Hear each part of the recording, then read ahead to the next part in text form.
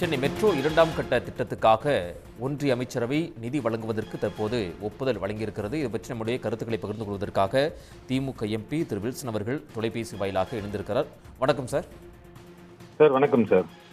பல்வேறு கட்ட கோரிக்கைகளுக்கு பிறகு தமிழ்நாடு முதலமைச்சர் மு.க.ஸ்டாலின் நேரில் சென்று வலியுறுத்தியதன் அடிப்படையில் தற்பொழுது நிதி ஒதுக்குவதற்கு ஒப்புதல் வழங்கப்பட்டிருக்கிறது. உங்களுடைய முதற்கட்ட பார்வை? நிச்சயமாக தமிழ்நாடு முதலமைச்சர் அவர்கள் மாண்புமிகு பிரதமர் அவர்களை சந்தித்த பிறகு இந்த மெட்ரோ ரயில் திட்டத்துக்காக சுமார் 63 கோடி இப்பொழுது ஒதுக்கி உள்ளார்கள். கிட்டத்தட்ட 63,246 கோடி ஃபைனான்சியல் இம்பாக்ட் உள்ள இந்த சென்னை மெட்ரோ ரயில் 2 அது கிட்டத்தட்ட 118 கிலோமீட்டர்ஸ் 128 ஸ்டேஷன்ஸ் உள்ள ஒரு பெரிய ஒரு வழித்தடம்.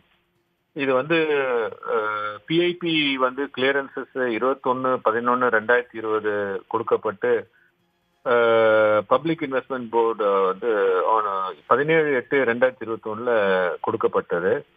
ஆனா cabinet committee on economic affairs clearance இல்லாமலே இருந்திருக்கிறது. மாண்புமிகு தமிழ்நாடு முதலமைச்சர் பாரத பிரதமரை சந்தித்த பிறகு இந்த அப்ரூவல் கிடைக்க பெற்றுள்ளது. ஒரு மகிழ்ச்சிகரமான ஒரு விஷயம்தான். ஏனென்றால் இப்போது முதல் பங்காக 63 கோடி கொடுக்கப்பட்டுள்ளது. நிச்சயமாக இன்னும் பேலன்ஸ் வர வேண்டியது உள்ளது. கொடுத்தாங்கன்னா இது நல்லா இருக்கும். இந்த ப்ராஜெக்ட் டோட்டலா 173 கிலோமீட்டர்ஸ் நம்ம மெட்ரோ ரயில் சென்னையில டோட்டலா இருக்கும். நமக்கு பிஐபி பங்கு பகிர்வு மாதிரியின் கீழ் மத்திய அரசு திட்டமாக செயல்படுத்தப்பட்டு 2 வருடங்கள் தாமதத்திற்கு பிறகு தற்போது நிதி ஒதுக்கீடு செய்யப்பட்டிருக்கிறது. அந்த ஒதுக்கீடுக்கு ஒப்புதல் வழங்கப்பட்டிருக்கிறது. இதை எப்படி பார்க்குறீங்க நீங்க? அது டிலே ஆயிருக்குங்க. அதாவது 21/11/2020 அப்பொழுது உள்ள உள்துறை அமைச்சர் தான் அப்போது உள்துறை அமைச்சராக இருந்திருக்கிறார் திரு அமித்ஷா அவர்கள். இதை கொடி அசைத்து இந்த ஸ்கீமை அவங்க இது பண்ணியிருக்காங்க, ஓபன் பண்ணியிருக்காங்க. ஆனா இது இவ்வளவு நாள் டிலே ஆகி பிஐடி கிளியரன்ஸ் 17/8/2021 கொடுத்தாலும் cabinet committee on economic affairs அதை இன்னும் அப்ரூவல் பண்ணாமலே வைத்திருந்ததுனால இந்த பண ஷேரிங் கூட கொடுக்காம வச்சிருந்தாங்க. இது நிச்சயமா இந்த டிலேனால அந்த கம்ப்ளீஷன் கொஞ்சம் தள்ளி போறதுக்கு வாய்ப்புகள் உள்ளது.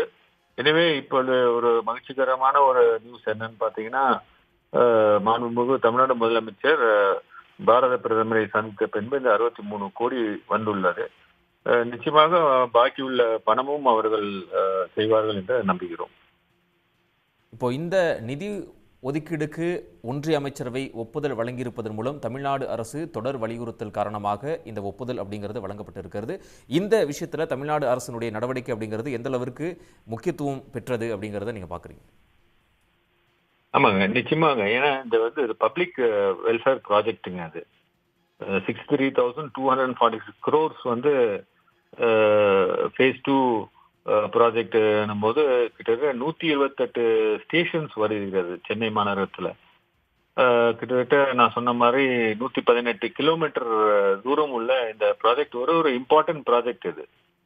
இது ஃபண்ட்ஸ் பாத்தீங்கன்னா தமிழ்நாடு கம்ப்ளீட்டா அந்த ஃபண்ட்ஸ் வர ரெவன்யூஸ் எல்லாமே இந்த ப்ராஜெக்ட்ல முடிக்கணும்ன்றதுக்காக செலவு பண்ணிட்டு இருக்காங்க. ஏன்னா நீங்க பாரு, எங்க பாரு அந்த மெட்ரோ ரயிலுக்காக தோண்டப்பட்டு கட்டி கொண்டிருக்கிறார்கள். அதற்காக எந்த விதத்திலையும் தோய்வு அடையவில்லை. இருப்பினும் இந்த ஃபண்ட்ஸ் அவங்க central government, union government release பண்றதுனால கொஞ்சம் வேகமாக துரிதமாக நடைபெற்று அந்த டெட்லைனுக்குள்ள அவங்க முடிப்பதற்கு வாய்ப்புகள் உள்ளது.